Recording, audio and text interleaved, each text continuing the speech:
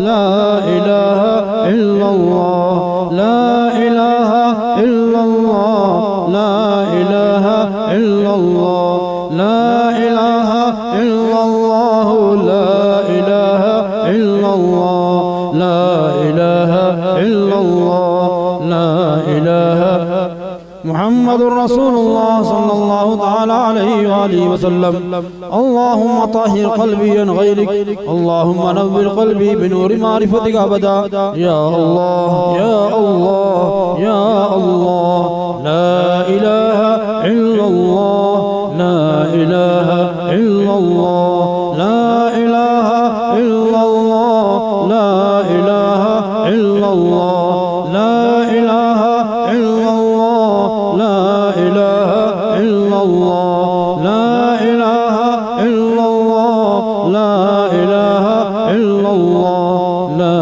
إله إلا الله لا إله لا إله محمد رسول اللہ صلی اللہ تعالی علیہ وآلہ وسلم دل کا اگر چمکانا ہے گر ایمان بنانا ہے ملت کو بتلانا ہے اور نگری نگری گانا ہے لا الہ الا اللہ لا الہ الا اللہ لا الہ الا اللہ لا الہ الا اللہ لا إله إلا الله لا إله إلا الله لا إله إلا الله لا إله إلا الله لا إله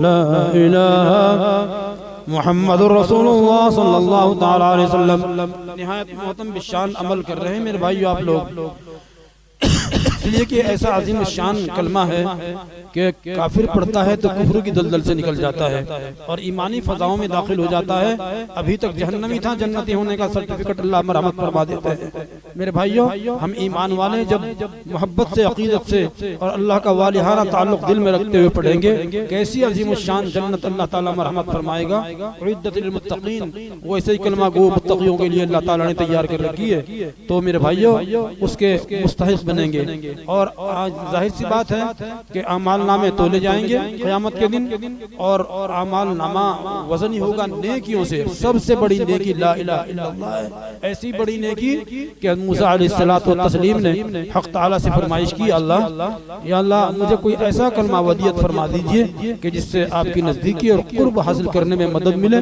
حق تعالیٰ نے فرمایا لا الہ الا اللہ موسیٰ نے عرض کیا یا اللہ یہ تو آپ نے سب کو ہدایت فرمایا ہے مجھے تو کوئی نئی چیز بتا دیجئے اللہ نے حکم فرمایا موسیٰ اس کی اہمیت کا اندازہ نہیں ہے یہ کلمہ ترازو کے پلٹے میں رکھ دیا جائے اور ساری کائنات کو ساتوں آسمان و زمین کو اور ایک پلٹے میں رکھ دیا جائے تو یہی پڑھنا بھاری ہوگا جس میں لا الہ الا اللہ کا پرزہ رکھا ہوا ہے تو میرے بھائیو اپنے اعمال کو وزنی بنانے کی ہم سب کو ضرورت ہے چونکہ تولے جائیں گے اس لیے کثرت سے پڑھو لا الہ الا اللہ لا الہ الا اللہ لا الہ الا اللہ لا الہ الا اللہ لا الہ لا إله إلا الله لا إله إلا الله لا إله إلا الله لا إله إلا الله لا إله إلا الله لا إله إلا الله لا إله لا إله إلا الله لا إله إلا الله لا إله إلا الله لا إله إلا الله لا إله إلا الله لا إله محمد رسول الله صلى الله تعالى عليه وآله وسلم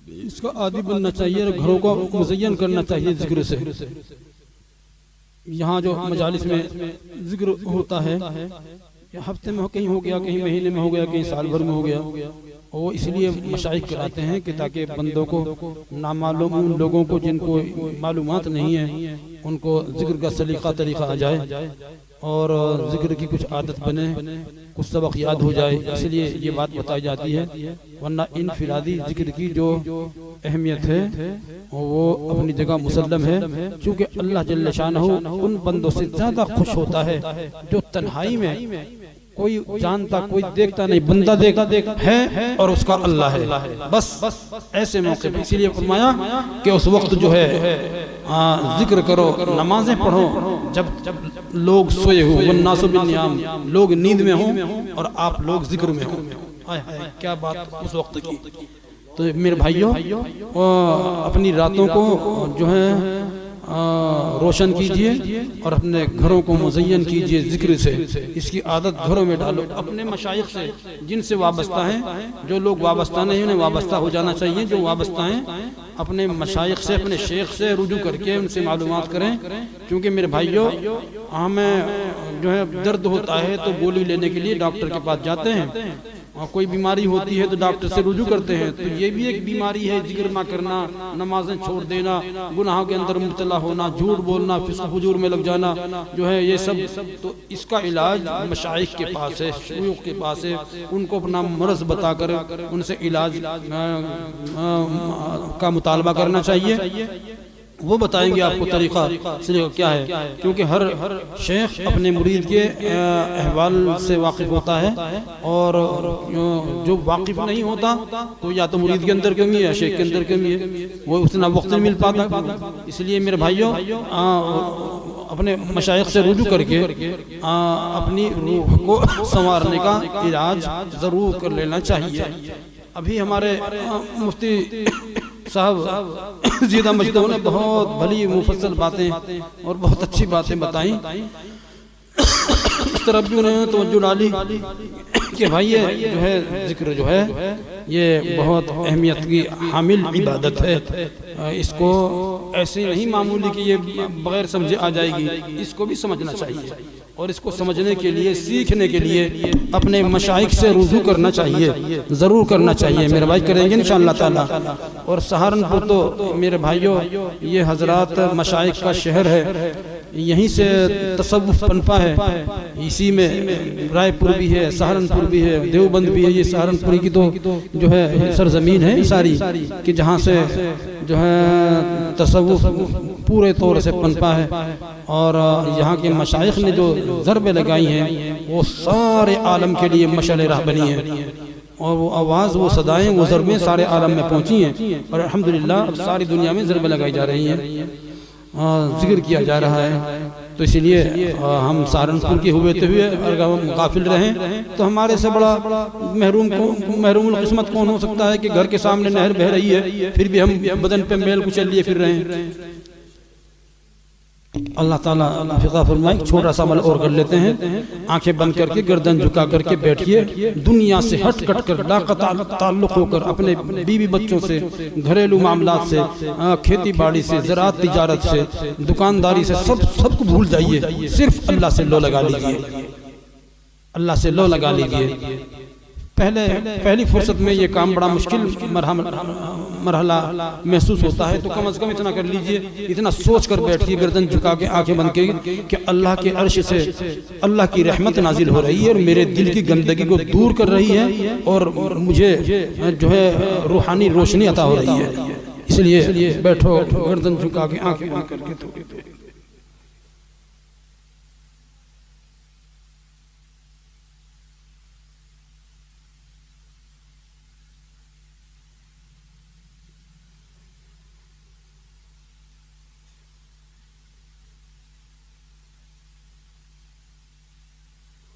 اللہ بہت متبرک عمل ہے. اس عمل کی بھی اگر آپ عادت ڈالو گے تو دل کی قدرت اور دل کی گندگی صفائی کرنے میں یہ بہت معاون ثابت ہوتا ہے. دوسرا ایک عمل ہے محاسبہ. دن بھر کا حساب کیا کیجئے روزانہ کہ میں نے کتنی گناہ کیے ہیں اور کتنی نیکیاں کی ہیں.